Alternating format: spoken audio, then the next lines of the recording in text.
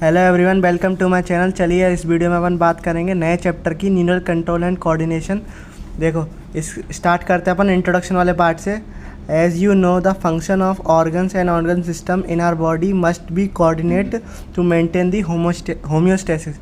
इसका कहने का मतलब ये है कि जो आपके अंदर के बॉडी के जो ऑर्गन्स हैं या फिर ऑर्गन सिस्टम है वो कैसे रहते हैं, मस्ट बी ना कोऑर्डिनेटेड फॉर्म, यानी कि एक संग काम करते हैं टू मेंटेन दी होम्योस्टेसिस। ठीक है।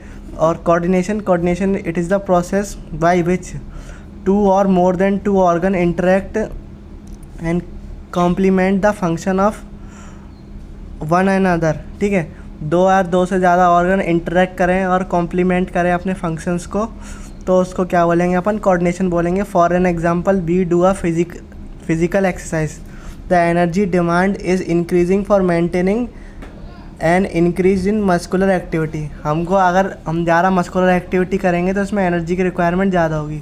The supply of oxygen is increase, the increase supply of increase in blood flow via blood vessels. When physical exercise is stopped, all things come to normal. The activity of nerves, lungs, heart, kidney gradually returns to this normal condition. जब आप exercise करते हैं तो आप देखते हैं कि आपका ब्लड प्रेशर कभी कभार ज़्यादा हो जाता है या फिर आपकी हार्ट रेट ज़्यादा हो जाती है, उसकी वजह से आपका कार्डियक आउटपुट भी ज़्यादा हो जाता है। ठीक है, तो ये सब जब आप एक्सरसाइज करते हो तो इंक्रीज रहता है। जब आप वापस से जब एक्सरसाइज रोक देते हो तो अभी हार्ट का, नर्व का, लंग्स का जो फंक्शन है ना वो नॉर्मल कंडीशन पे वापस आ जाता है। Through the function of muscles, lungs, heart, blood vessels, kidney and other organs are coordinated while performing the physical exercise. इन सब का जो फंक्शंस है ना आपस में कोऑर्डिनेटेड है।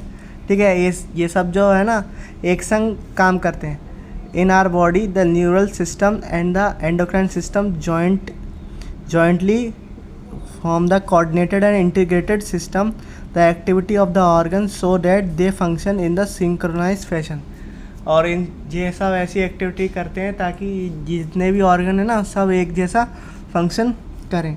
The neural system provide the organism network from point two point connection, it is the quick coordination. ठीक है, जो न्यूरल कंट्रोल वाला जो न्यूरल सिस्टम का कोऑर्डिनेशन होता है वो पॉइंट टू पॉइंट होता है और क्विक होता है। इन एंडोक्राइन में क्या होता है, ये जो कोऑर्डिनेशन है, ये जो कनेक्शन है, ये किसके द्वारा बनता है, अपना केमिकल के द्वारा बनता है, जिसको अपन क्या बोलते हैं, हार्मोन्स बोलते हैं।